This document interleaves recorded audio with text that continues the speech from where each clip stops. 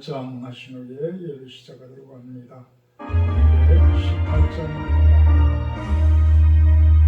내 맘과 정성을 다하여서 주 너의 하나님을 사랑하라.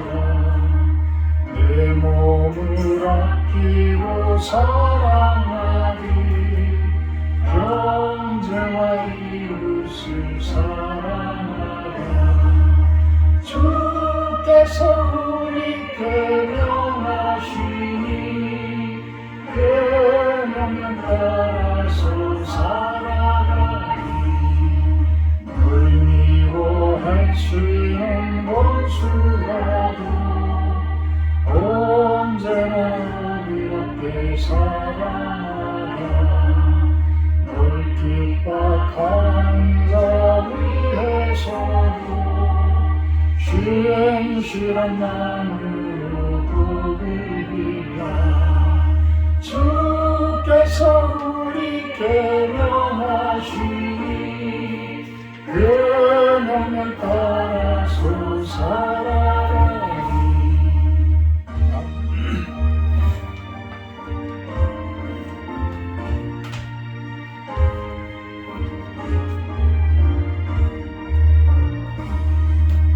항상 주님을 멀리하고 형제를 사랑하지 못하였다. 이러한 죄인을 사랑하사 주께서 버려 죽으셨다. 속죄 큰 사랑 받으니 내 생명 다 바쳐 충성하리. 아멘.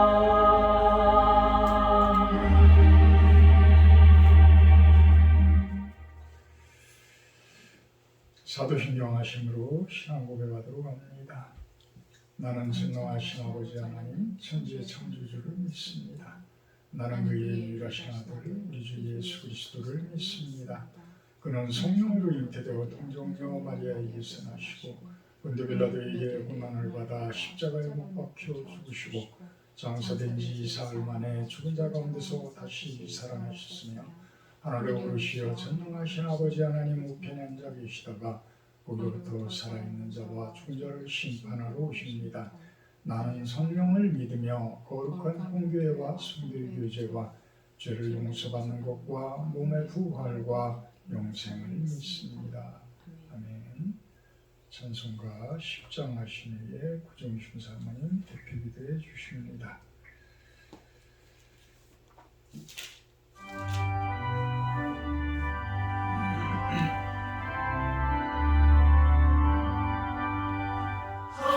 성령아 오셔서 주 이름 찬송케 하옵소서. 영광과 권능이 선부여셔서 우리를 다스려 주옵소서. 광생한 성자여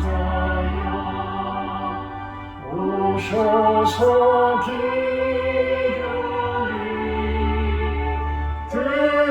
들으소서. 택하신 백성들 복 내려주시고 거룩한 마음을 주옵소서. 위로의 주 성령 오셔서 큰 증거 주옵소서. 전능한 주시여 박사람 안에서 떠나지 마시고 계십소서.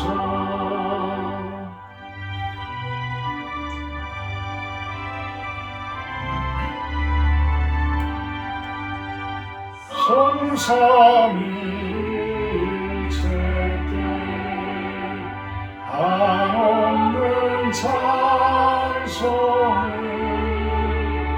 드립니다. 존귀한 주님을 영광 중에 얻고 영원히 모시게 하옵소서.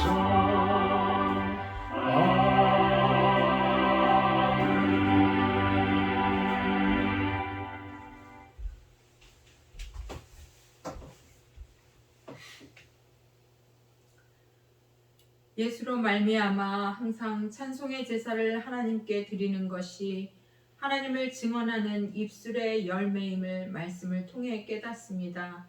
우리의 입술이 항상 찬송의 언어로 열매 맺게 하여 주시옵소서. 근심과 좌절과 정죄가 아닌 믿음으로 축복을 선포하는 입술 되기를 원합니다. 아멘. 늘 기도하며 주님께 가까이 할 때 우리에게 하나님의 비밀을 풀어주심을 참으로 감사합니다. 우리가 예수를 주로 시인할 수 있는 것은 성령이 아니고서는 할 수 없다 하신 주님, 우리에게 특별한 은사가 없을지라도 한 성령의 임재 가운데 거하게 하시고 무엇보다 저들 모두에게 믿음의 은사를 부어 주시기 원합니다. 머리로 지식적으로만이 아닌 가슴으로 말씀이 내려와 날마다 주시는 레마의 말씀이 나와 교회를 살리고 이웃을 살리는 자로 살아가게 해 주시옵소서. 실론 교회와 이 지역 사회의 교회와 또한 목회자들을 축복합니다. 교회의 강단을 붙들어 주시고 오직 복음만이 선포되어지게 하시며 성도들의 믿음이 든든히 서가게 하여서 많은 자들을 옳은 대로 돌아오게 하는 귀한 하나님의 일꾼들이 다 되어지게 해 주시옵소서. 이 시간 또한 귀한 선교사님들을 축복하여 주시기 원합니다. 아마존의 홍성진 선교사님, 필리핀 정준 선교사님, 러시아 고속부 김원수, 배봉현 선교사님의 가족을 축복하시고 또 그 늘 주님의 돕는 손길로 인도해 주시기 원합니다. 사역에 지치지 않게 하시고 강건함으로 귀한 사역 잘 감당할 수 있도록 주님께서 힘과 능력을 부어 주시옵소서. 이 시간 사랑하는 목사님을 축복하시며 목회와 선교의 인프라 구축을 위해서 이 모양 저 모양으로 일하는 그 손길을 축복하여 복된 열매가 많이 맺힐 수 있기를 원합니다. 그리하여 하나님이 하라고 하신 일에 충성된 종으로 늘 최선을 다하는 삶을 살게 하여 주시옵소서. 오늘도 주신 말씀 단위에서 선포하실 때 성령의 충만으로 기름 부어 주실 줄 믿사옵고 영과 진리로 예배하게 주시옵소서. 아멘. 모든 말씀을 예수님 이름으로 기도합니다. 아멘.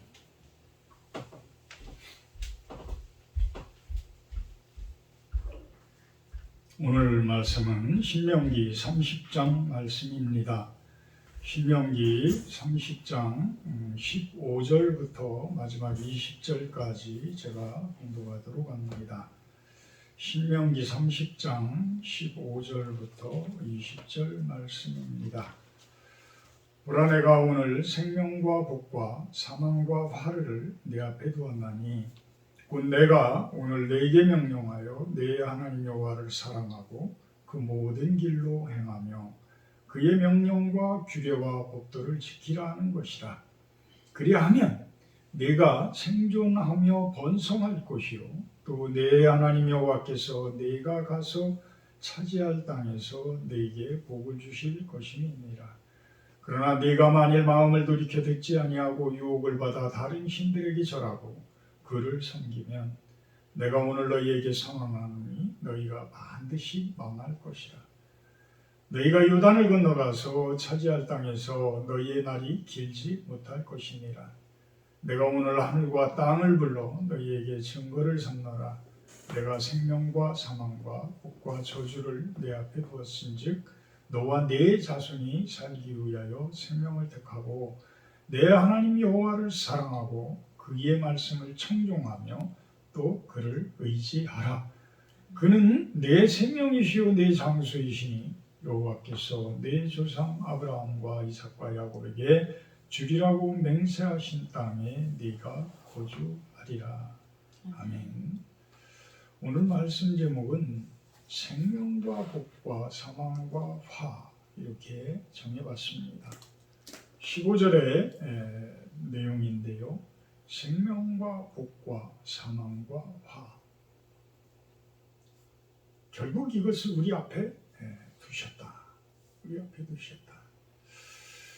결국은 신명기에서 끊임없이 이야기하는 것이 하나님과 우리들과의 약속이거든요. 언약이라고 이제 표현을 하는데 이 약속, 계약이에요. 이 계약을 계약서대로 우리들이 지키면 하나님께서 생명과 복을 우리들에게 주신다는 것이고, 그 계약을 깨고 우리들이 엉뚱한 짓을 하고 말씀을 청종하지 아니하고 그 말씀을 지키지 아니하게 되면 사망과 화가 우리들에게 올 것이다. 그것을 증명하기 위해서 너희들은 그리심산과 에발산 앞에서 6지파씩 서서 서로가 맹세를 나에게 해라. 그리심산 앞에 6지파가 서서 축복을 선포하고 에발산 앞에서 6지파가 서서 저주를 선포하라고 이야기를 합니다. 과연 우리는 복을 받을 것이냐 저주를 받을 것이냐. 참 간단한데 삶은 그렇지 못해요. 그죠? 왜 그렇지 못해요? 믿음이 약해서. 어찌 보면 복을 받는 가장 큰 인프라는 뭐예요? 믿음이에요. 믿음이 있어야 하나님을 사랑하고 믿음이 있어야 이웃을 사랑을 합니다.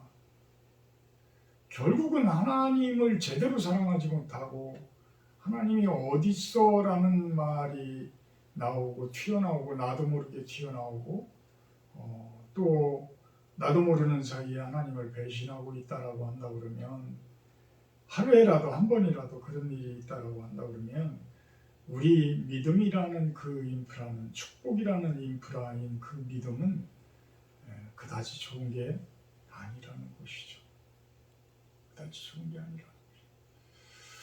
저는 참 건강신학의 레리모 박사라는 분이 쓴 그 책을 요즘도 좀 읽고 있는데요.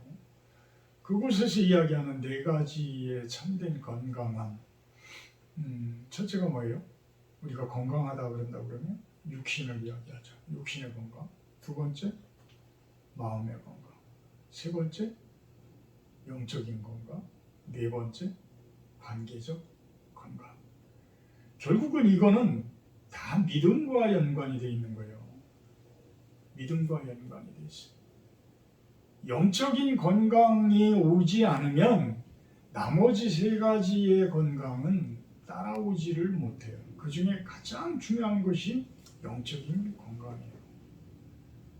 그래서 여러분들이 건강하려면 이 영적인 건강을 찾아야 되는데 이스라엘은 어떤 방법에 의해서 찾았어요?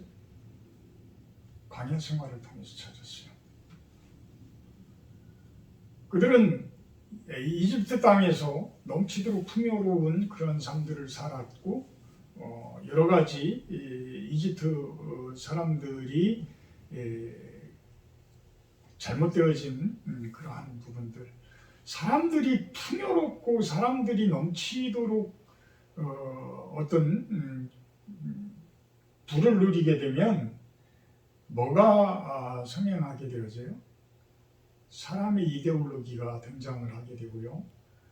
또 보이지 않는 곳에서는 음행과 쾌락과 온갖 그 잘못되어진 죄성들이 아주 요란하게 등장을 합니다. 이집트는 그런 모습이었죠. 바벨론도 그런 모습이었어요. 그래서 성경에서는 바벨론 소리가 나오게 되면 거의 그 사탄의 나라 이런 의미로 이야기들이 되어집니다. 로마 시대 때는 참 얼마나 그들이 풍요로운지 이 로마 시민들은, 나머지들은 다 노예들이고 나머지들은 다 죄인들이고 나머지들은 다 가난한 자들이죠. 그들의 것들을 다 뺏어서 로마 시민들이 누렸기 때문에 그들은 아주 감난 음식을 먹다 다 못 먹으면 가서 토하고 와서 또 먹었답니다. 그런 쾌락을 누리고 뭐 먹는 것만 그랬었는데 나머지 뭐 은행이라든지 뭐 이런 것들에 대해서는 상상을 초월하는 것들이겠죠. 그 당시에도 마약이 있다고 그런다면 그들은 그 마약 속에서 빠져서 아마 살지 않았을까라는 생각을 해봐요. 자, 세상적으로 하나님이 없는 모습으로 사람들이 가게 되면 극단적으로 치우쳐 갑니다. 역대 독재자들이 수도 없이 많은 우리나라에서도 대표적인 그러한 사람들도 총칼에 의해서 사람들을 수도 없이 많이 죽이고, 참 그렇게 많이 죽였는데도 어떻게 사람들이 그런 사람들을 추종하고 따르는 모습들을 보게 되면 저는 참 이해가 안 돼요. 물론 어떤 정치적인 어떤 대립이라든지 뭐 이런 것들은 있겠지만 그 정치적인 대립이라는 것은 어찌 보면 적당한 경쟁에 의해서 나라가 발전하는 모습이 되어야 그게 맞은 경쟁인데, 하나님께서 정해놓은 법칙의 경쟁인데, 우리나라는 죽기 아니면 아주 그냥 내가 살기 아니면 상대가 죽어야 되는 그런 못된 심성들을 옛날부터 가지고 있는, 그 조선시대 때부터도 끊임없이 그 당파 싸움 이런 것들이 결국은 나라를 다 쇠약하게 하고 결국은 일본에게 서양 사람들에게 완전히 그냥 우리나라가 다 망하게 되어지는 그런 것들을 겪게 되어지죠. 물론 그 당시에는 하나님을 알지 못했기 때문에 그렇죠. 그런데 하나님을 알고 있는 지금도 오히려 같은 기독교 내에서도 끊임없이 못된 모습들을 보이게 되어지고, 오히려 그런 모습들이 사람들을 교회로 이끌지 않고 교회에서 내보내는 이런 모습들을 보이면서 그들의 종교는 하나님이 우선이고 예수님이 우선이가 아니라 어떤 목사가 우선이고 목사의 주장이 우선이 되어지는 그러한 모습, 그거는 결국은 박명의 천사를 가장한 어떤 사탄의 모습의 본 전형적인 모습이 아닐까라는 생각도 해보게 됩니다. 이스라엘 민족은 건강해지기 위해서 광야 생활을 보냈어요. 근데 광야 생활을 미리 겪어본 사람이 있죠. 이스라엘 민족을 광야 생활로 이끌고 그 리더를 해나간 사람이 누구예요? 모세예요. 모세는 이집트 왕자로서 이집트의 그 잘못되어진 온갖 풍요 속에 있는 죄성들, 죄악들을 다 겪어본 사람일 거예요. 그러니까 하나님께서는 살인을 저지르게 하고 광야로 도망가게 만들었어요. 저도 어찌 보면 이곳에 내려와서 이 실로원 교회라는 곳에서 이제는 개척을 한 지가 10년이고 그 이전에 2010년도부터 제가 이곳에 와서 기도하면서 이렇게 시작했던 걸로 따지면 벌써 12년째잖아요. 12년째인데 그래서 그런지 모세의 마음을 조금은 이해를 할 것 같아요. 모세는 40년이라는 또 광야 생활을 혼자서 쫓겨가서 참 미디안 제사장인 그 이드로라는 분의 그 딸과 결혼을 하죠. 그러면서 그곳에서 자기 재산도 아닌 처가집 재산을 돌보는 그러한 삶을 살아요. 이집트의 왕자였던 모세가. 이집트의 왕자였던 모세가 광야에 가서 혼자 그냥 자립하면서 하는 것도 참 힘들어 죽겠는데 이거는 처가살이를 하는 거야. 처가살이를 하는 거야. 처가살이를 뭐 저는 뭐 별로 안 해봐서 잘 모르겠지만 처가살이 하는 분들은 많이도 서운하고 섭섭하고 한 것들이 많을 겁니다. 내 집도 아니고 처가살인데 요즘에는 여자분들이 시댁에 시집살이를 아예 안 하려고 그러죠. 아예 시댁에를 오려고조차도 안 하는 이런 시대가 되어버렸는데 어쨌든 모세는 얼마나 힘들었겠어요. 얼마나 힘들었겠어요. 그래서 이제 40년이라는 세월을 광야에서 적응을 했는데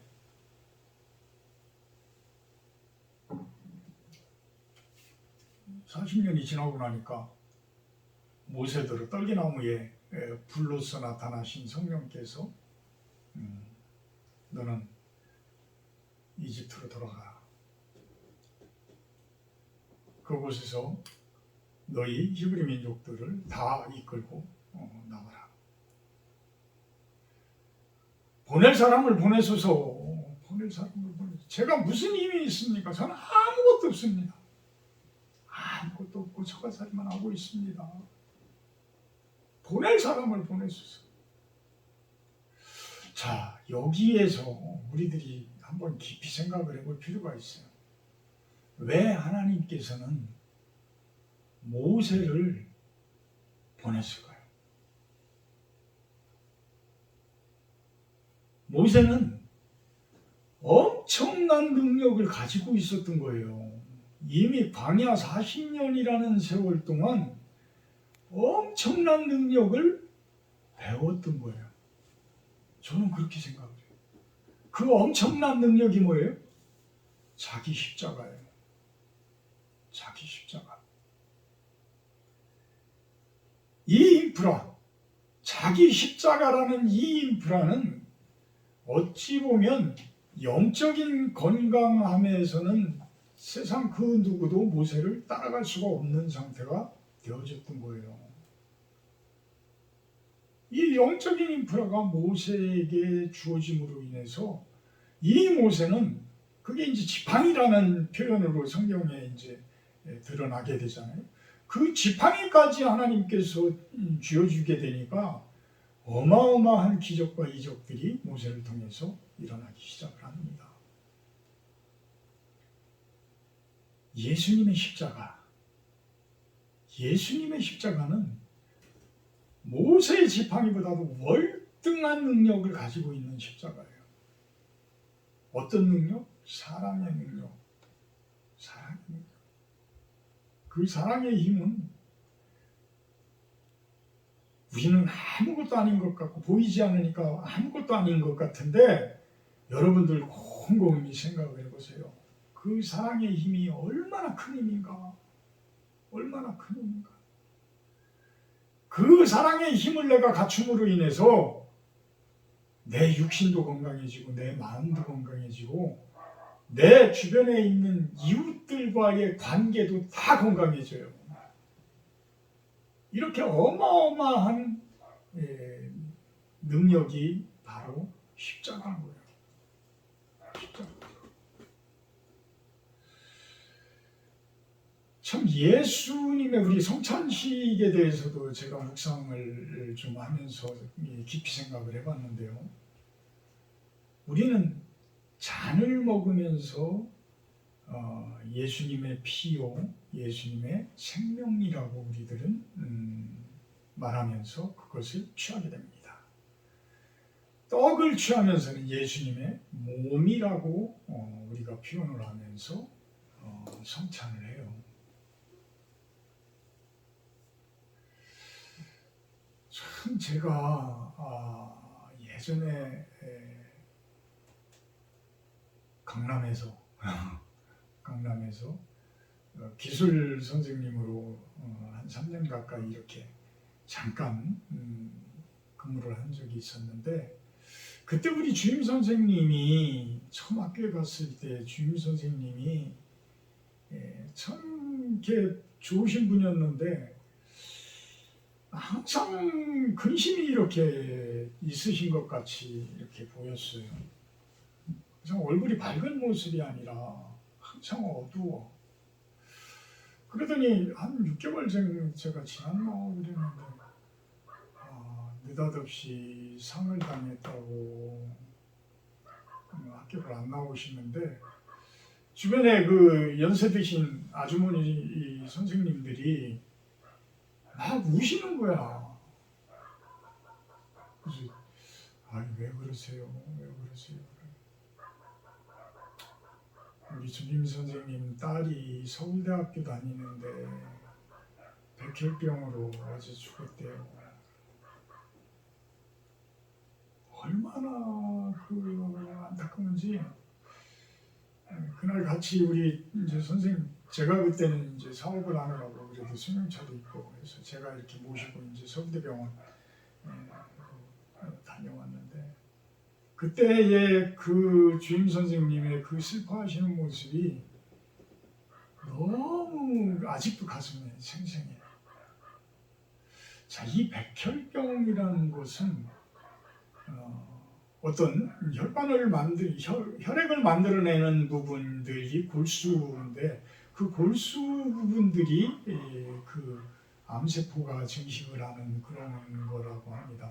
그러니까 피가 빨간 피가 돼야 되는데 하얀 피로 돼버린다. 백혈병이라는 표현을 하죠.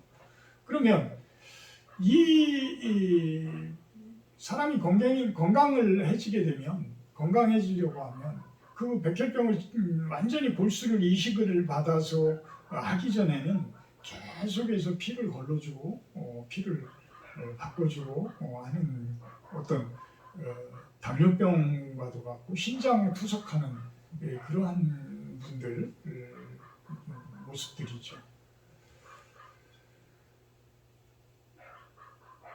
요즘에 신당동의 살인 사건 참 그런 사람들을 우리가 저주스러운 말로 표현을 할 때 참 저 사람은 저 가문의 피가 그렇지 뭐 라고도 이야기들을 해요. 자, 이 피라는 부분이 얼마나 중요할까? 얼마나 중요한가? 참 이 피가 우리들이 피가 더럽다. 어찌 보면 순수한 피만을 이야기하는 것이 아니라 우리들의 성품과 우리들의 어떤 영성 이런 것까지도 다 이야기를 해요. 그죠? 자, 예수님의 피. 우리가 예수님의 피를 어떤 성찬을 하면서 예수님의 피를 생명으로 취하고 예수님의 육신을 완성되어진 가장 건강한 몸으로서 취하면서 우리들의 속에 있는 더러운 피가 예수님의 깨끗한 건강한 피로 어떤 교환되어지는 이런 모습. 우리의 몸이 더러운 몸이 온갖 죄성들로 가득 차서 그 더럽혀진 우리의 몸이 예수님의 몸에 의해서 예수님의 몸으로 완전히 우리들의 몸이 치환되어져 버리는 혹은 바뀌어지는 이러한 모습. 사실 성찬식은 그런 의미로 우리들이 성찬을 해야 돼요. 그런 의미로.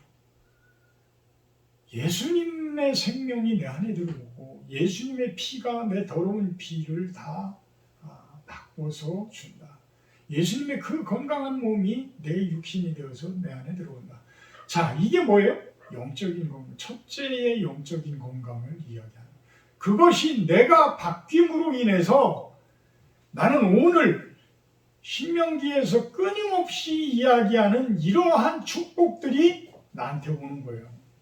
나한테만 옵니까? 나로 인해서 내 주변이 축복의 통로로 인해서 나로 인해서 주변에 있는 분들이, 내 가족들이 복을 받고 내 후손들이 복을 받고 내 주변에 있는 분들이 복을 받고 내 성도님들이 복을 받고 이런다고 한다고 그러면 나에게 주어진 IMF 이후에 나에게 주어진, 내가 실로원 교회에 와서 이 광야 생활을 함으로 인해서 나에게 주어진 하나님의 그 인프라는 어마어마한 것이더라.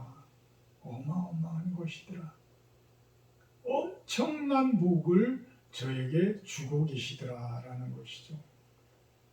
저는 그래서 이곳에서의 삶이 어찌 보면 하나님께서 이제는 모세와 같이 어떻게 사용하시는지는 모르지만, 제가 부족하면 사용을 하시지 않겠지만, 제가 그만한 능력이 된다라고 한다고 그러면, 그만한 은사를 갖췄다라고 한다고 그러면 하나님께서는 분명히 모세와 같이 불러서 사용을 하실 것이라고 봐요. 저는 단순히 그냥 그 인프라만 계속해서 저는 구축을 해나가면 되더라고요. 그것만 만들어가면, 저는 그 준비만 해나가면 하나님께서는 어떤 모습으로 사용하시는 건 중요하지 않다라고 저는 생각을 해요. 이미 저는 웬만한 분들보다 가장 건강한 선물을 이미 받고 있기 때문이에요. 네 가지의, 제가 한번 쭉 묵상을 하면서 그 육신적인 건강, 육체적인 건강, 마음의 건강, 영적인 건강과 관계적 건강을 제가 지금까지 주신 그 모습대로 묵상을 해보니까 엄청난 것들을 지금 받고 계세요. 물론 완벽하지는 않지만, 완전하지는 않지만 끊임없이 주님께서는 저로 인해서 그 선물을 주고 계시더라는 거예요. 자, 30장은 그 타이틀이 복받는 길, 이렇게 성경에는 쓰여져 있어요. 복받는 길. 과연 이 복받는 길은 무엇일까? 한마디로 이야기하면 하나님과의 계약을 이행해라요. 하나님과의 계약을 이행해라. 이미 우리들이 성도가 되었고 예수님을 영접했고 교회에 나오기 시작을 했다라고 그러면 여러분들이 이미 하나님과 계약을 한 거예요. 그 계약을 이행을 하면 어마어마한 복을 여러분들에게 주는데, 그 계약을 여러분들은, 저도 그랬지만 수도 없이 깨요. 수도 없이 깨요. 왜? 믿음이 약해서. 믿음이 약해서. 신앙이 아직까지 그만큼 단단하지를 못해서. 아직까지 초등 학문에 묶여있는 그러한 모습이기 때문에 그를 온전히 소화하지를 못해요. 하나님과의 약속을 100% 이행하지를 못해요. 대부분이 그래요. 저도 100% 이행을 하겠습니까? 저도 다 이행하지 못해요. 본문으로 돌아갑니다. 내가 내게 진술한 모든 복과 저주가 네게 임함으로 내가 네 하나님 여호와로부터 쫓겨간 모든 나라 가운데서 이 일이 마음에서 기억이 나거든. 여러분들은 지금 복을 받고 있습니까? 저주를 받고 있습니까? 내가 왜 이만큼 교회를 다니고, 내가 그동안 교회에 얼마나 충성했는데, 내가 하나님께 얼마나 충성을 했는데 왜 하나님께서 내 기도를 들어주시지 아니고 나를 이렇게 힘들게 하십니까? 나 이제 교회 그만 다니. 여러분들도 그런 생각 안 해봤어요? 그래서 교회 안 나가시는 분들도 있을 것이고, 지금도 그러한 고통 속에서, 그러한 갈등 속에서 헤매고 계시는 분들도 있을 거예요. 우리가 한두 번 그런 일들을 안 해본 분들이 누가 있겠어요? 저도 그랬는데. 그래서 그 이야기를 합니다. 쫓겨간 모든 나라 가운데. 쫓겨간 모든 나라는 우리가 어떤 바벨론 포로? 이 생각을 가질 수 있지만, 어떤 이집트의 종살이? 이런 생각도 가질 수 있지만, 어찌 보면 여러분들이 하나님 나라보다 세상 나라 속에 지금 살고 있는, 하나님 나라에 살고 있다라는 생각보다 세상 나라 속에서 세상의 있는 규례와 법칙, 이거를 쫓겨다니느라고, 그것에 의해서 끌려다니느라고 하나님의 법과 하나님의 명령과 하나님의 법칙은 생각도 못하고 살아가는 이러한 모습들. 이것이 결국은 하나님께 쫓겨난, 에덴 동산에서 쫓겨나서 세상 가운데 고통과 어려움 가운데로 쫓겨난 그러한 아담과 하와의 모습, 우리 성도들의 모습이 그런 모습 아닐까요? 그런데 그렇게 쫓겨나와서 종살이하면서 그 힘든 가운데에서 하나님이 생각이 나거든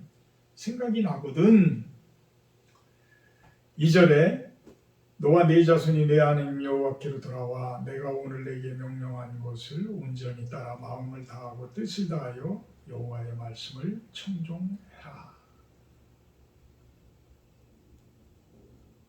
이것은 하나님과의 약속을 지키면 이 뜻이에요. 하나님과 계약한 것, 계약 파기한 거, 너 계약 파기하지 말고 다시 계약대로 원래대로 돌아와서 하나님과의 약속한 거 지켜봐. 지켜보게 되면 이제는 세상으로부터 포로살이하고 종살이하는 데서부터 다시 돌아오게 된다. 너를 긍휼히 여기사 3절에 포로에서 돌아오게 하시되 내 하나님 여호와께서 흩으신 그 모든 백성 중에서 너희를 모으실 것이다. 그러면서 5절에 너를 내 조상들이 차지한 땅으로 돌아오게 하사 내게 다시 그것을 차지하게 하실 것이고 여호와께서 또 내게 선을 행하사 너를 내 조상들보다 더 번성하게 하실 것이고 6절에 내 하나님 여호와께서 내 마음과 내 자손의 마음에 할례를 베푸사 너로 마음을 다하며 뜻을 다하며 내 하나님 여호와를 사랑하게 하사 너로 생명을 얻게 하실 것이다. 이게 영적인 건강을 이야기하는 거예요. 영적인 건강을 이야기하는 하나님과의 관계 속에서의 건강이 회복되면요, 그거에 따른 부수적인 건강들은 자연히 쫓아오는 거예요. 자연히 쫓아오는 거예요. 그것같이 좋은 게 어디 있겠어요. 그것이 가장 큰 축복이죠. 그것이 가장 큰 축복이에요. 모든 것들이 형통한 모습이 되어지는데 8절에도 그 이야기를 또 합니다. 너는 돌아와서 다시 여호와의 말씀을 청종하고 내가 오늘 내게 명령하는 그 모든 명령을 행해라. 그것이 바로 복받는 길이다. 9절 10절에서도 그 이야기를 하잖아요. 여호와의 말씀을 청종하여 율법책에 기록된 그의 명령과 규례를 지키고 내 마음을 다하며 뜻을 다하여 여호와 네 하나님께 돌아와라. 그러면 내 손으로 하는 모든 일과 내 몸의 소생과 내 가축의 새끼와 내 토지 소산을 많게 하시고 내게 복을 주시되 곧 여호와께서 내 조상들을 기뻐하신 것과 같이 너를 다시 기뻐하사 내게 복을 주시리라. 참 11절부터 14절에는 그런 이야기를 합니다. 내가 오늘 내게 명령한 이 명령은 내게 어려운 것도 아니고 먼 것도 아니다. 참 어려운 것도 아니고 먼 것도 아닌데 우리들은 못 지켜. 믿음이 약해서.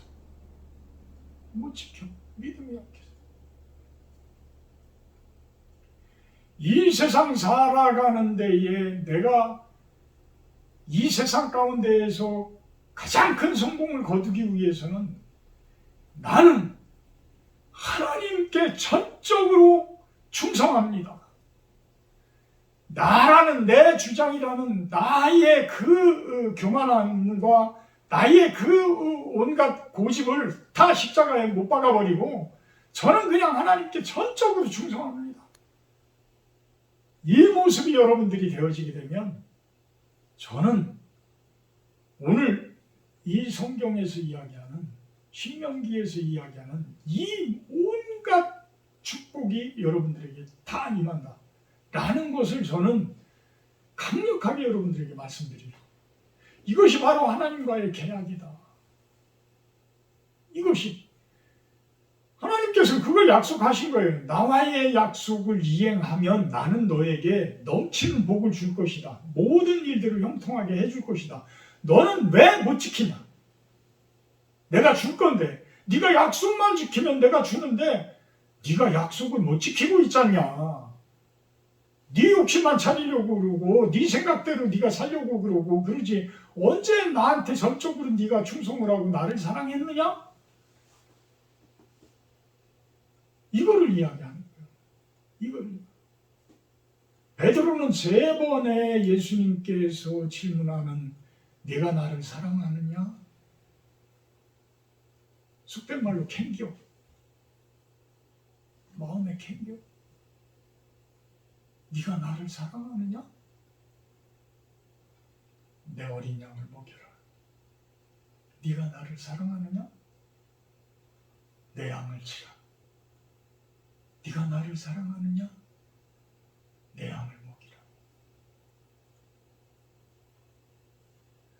그게 베드로에는 가장 형통한 길이었고 가장 성공하는 길이었고 가장 축복받는 길이었어요. 그래서 베드로는 어마어마한 지금의 교회를 그 반석 위에 세운 사람이에요. 그 반석 위에 세운 사람. 자, 하나님을 사랑한다라는 것. 그것이 여러분들이 세상 가운데에서 사는 성공의 비결인 거예요. 절대 떠나시면 안 돼요. 절대 떠나시면 안 돼요. 하나님께 매어 달리세요. 다른 거 다 잊어버리고 세상 거 다 잊어버리고 그거는 2번째, 3번째 다 뒤로 미뤄. 첫 번째는 뭐예요? 하나님 사랑하는 거예요. 하나님께 충성하는 거예요. 하나님께 매어 달리세요. 그러면 부수적인 그 세상의 고통과 세상의 어려움과 온갖 일들이 다 해결이 되어져요. 이게 바로 인프라예요. 이게 인프라예요. 여러분들이 세상에서 살아가는 가장 잘 살고 가장 건강하게 살아가는 그 인프라 구축의 가장 큰 이것이 바로 하나님을 사랑하는 거예요. 하나님께 충성되어지는 거예요. 그것이 바로 믿음이에요. 그래서 15절에 그 이야기를, 그게 멀리 있는 게 아니에요. 14절에 그 이야기를 합니다. 오직 그 말씀이 내게 매우 가까워서 내 입에 있으며 내 마음에 있은즉 내가 이를 행할 수 있다. 멀리 있는 게 아니라는 거예요. 멀리 있는 게. 결국은 어디서부터 출발되어지는 거예요? 나 안에서 출발되는 거예요. 누가복음 17장 21절에 하나님 나라는 여기 있다 저기 있다도 못하니 너희 안에 있는 것이다. 너희 안에서 출발되어지는 거예요. 우리 안에서. 그것이 그렇게 중요한 지인데 우리는 겉으로만 바라보고 겉의 세상만 살고 겉의 화려함만 바라보고 믿음 좋은 척, 신앙 좋은 척 살고 있는 것 아닙니까? 사실 우리 마음속 깊은 데가 변혁이 되어지고 깊은 데에서 십자가가 매달려져야 되고 깊은 곳에 진정한 변화가 있어야 되는데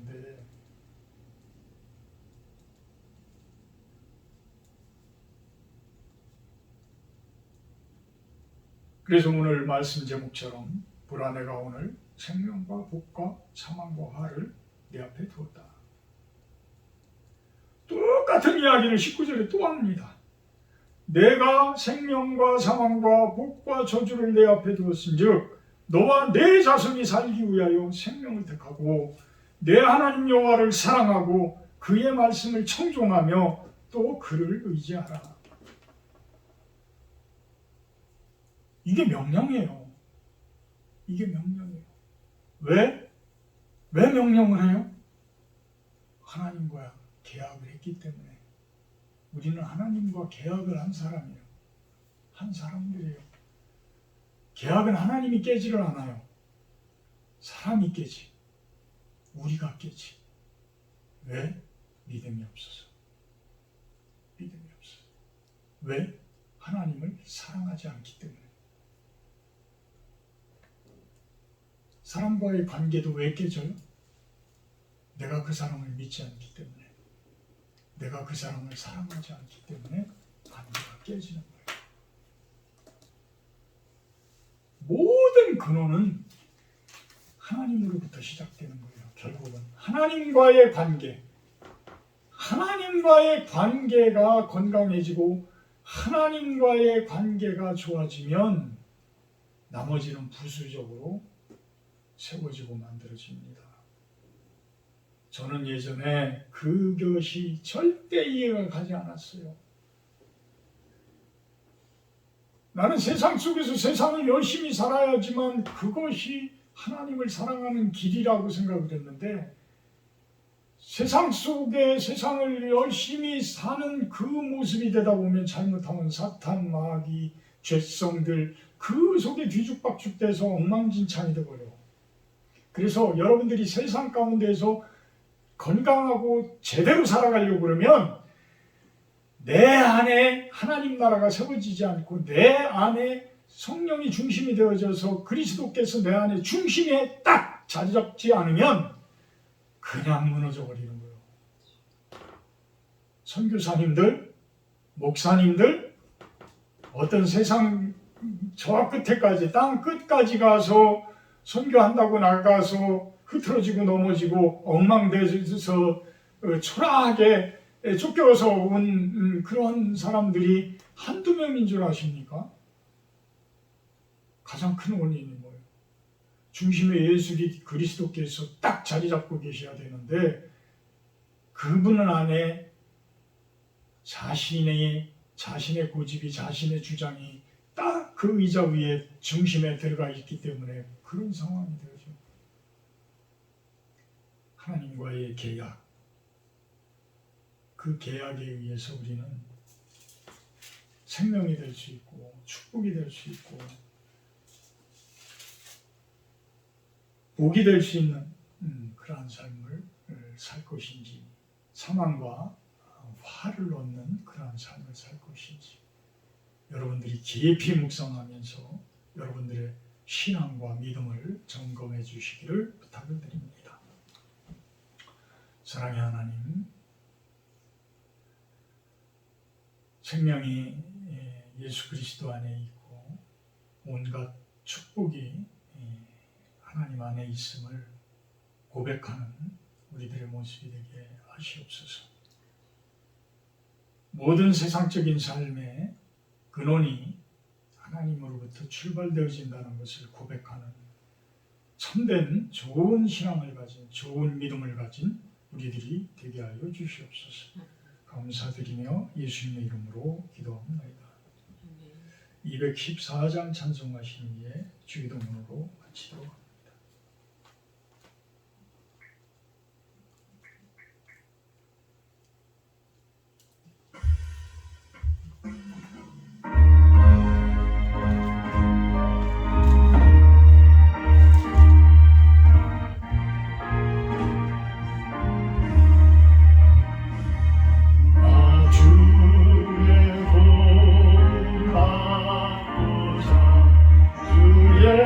예수님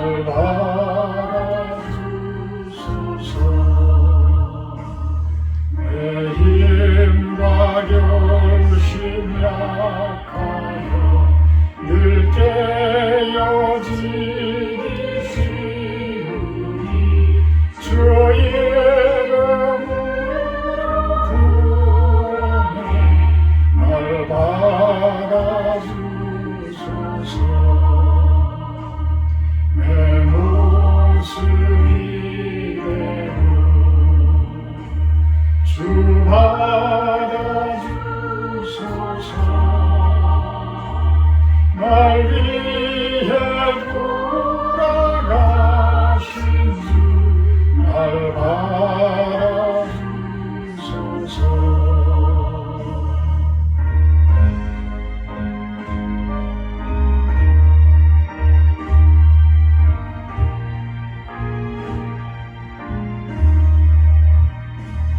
내 주님 서신 발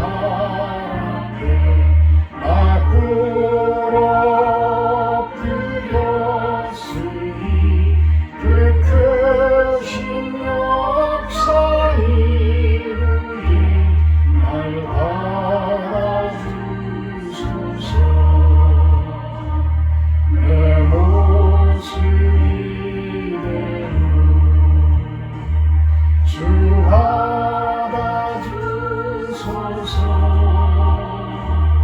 날 위해 돌아가신 주 날 받아주소서.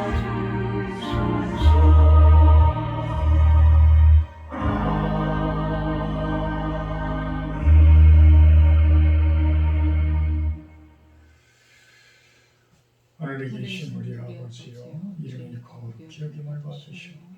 나라의 임하옵시며 뜻이 하늘에서 이룬 것 같이 땅에서도 이루어지이다.